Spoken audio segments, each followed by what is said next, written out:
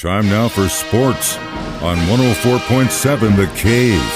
Here's Ned Reynolds. Mike, the intern, Ned Reynolds, in the studio. It's Thursday, and it's time to talk about the Kansas City Chiefs. So, obviously, we had our little discussion as to when you get those notifications on your phone that says so-and-so was carted off the field. Immediately, you're like, oh, my God. Well, if they hurt their hand, sometimes they can be carted off the field just as a liability issue. And more specifically, we're talking about Justin Ross, who was back to practice yesterday, which was great to see. And jogging and running, although I'll tell you, I will be surprised if he plays in the football game Saturday. Ross is a special individual. Number one, he's extremely talented, was a top receiver when he played his football in Clemson, and he's just a top-notch individual, but he's had spinal fusion, neck spinal fusion, cervical fusion. He's had that surgery. So they're probably treating him a bit with kid gloves. So as a result, he had a leg injury of some sort, probably a tweaking of some caliber, whatever. Carted off the field. It just presents an image to the media and to the casual fan. Oh my God, the guy's carted off. It must be terrible. Well, he rode in a cart, but he rode in the front seat.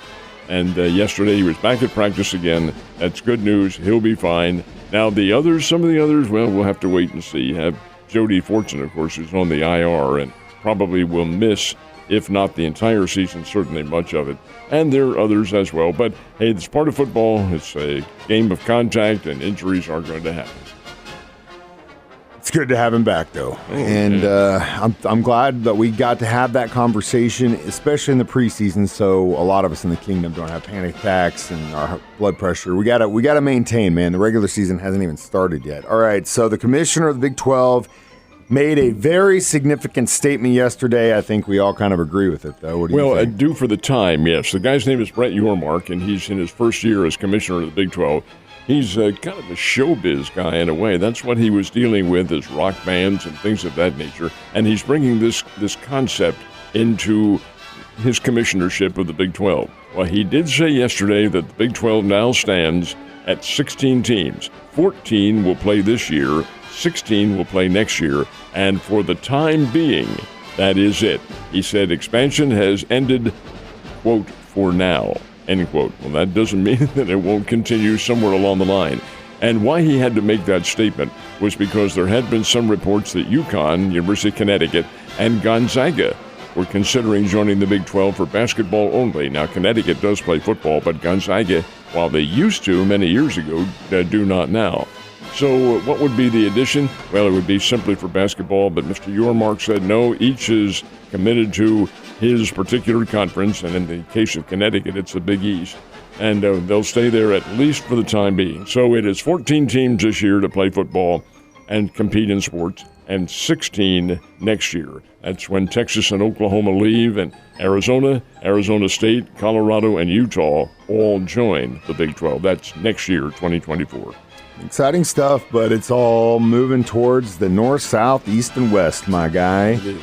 Hopefully we can see that sooner than later. That'll be a great, great day, man, and definitely going to even the playing field. It's going to shake things up. All right, World Basketball, World Cup. When does Team USA get their chance to get on the court? They play again in an exhibition game tomorrow night in Abu Dhabi, which is the capital city of the United Arab Emirates. That's out in the desert. You're in the desert there. But the United Arab Emirates is a very, very wealthy conglomeration of countries. And the USA is going to play there tomorrow night against Greece, and then on Sunday playing Germany. These are exhibition games, and these are the final exhibition games prior to the start of the World Cup, which is next week in Manila in the Philippines. Now, the World Cup competition lasts for about 3 weeks. USA, they're not the defending champions of the World Cup. In fact, they finished in 7th place the last time they had this in 2019. But it's a good team, young team, all NBA players, and they are very aggressive. They've won their first 3 exhibition games and hope to finish the exhibition season undefeated. We'll see what happens. Exciting stuff how those Greek kids play basketball. Well, the star of the team is Antetokounmpo of the Milwaukee Bucks, and he is let's just say he's pretty good. STUD. You know it figures, especially after the season the St. Louis Cardinals had. They go up against a team that they should have just won every game, easy, no problem.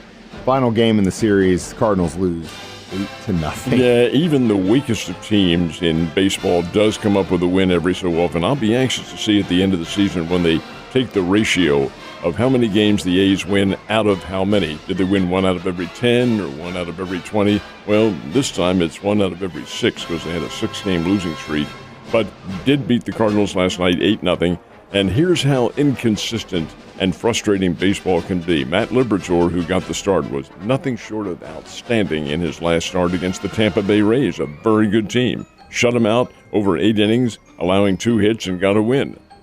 So last night he takes them out against the worst team in baseball, and they hit him for 4 runs in the first inning, and he leaves after 4 1/3, having given up 6 runs and 10 hits, and just not very good at all. I will say, though, that Oakland does have some young talent. Zach Geloff, who was 4 for 5 last night, an All-America at Virginia, a tremendous player, and is certainly a budding superstar. He's only been a pro for 2 years now, working on his 3rd, and already he's in the big leagues with the worst team, but still in the big show, and a guy who can play. So there are some levels of talent on the Oakland team, but gosh, to lose,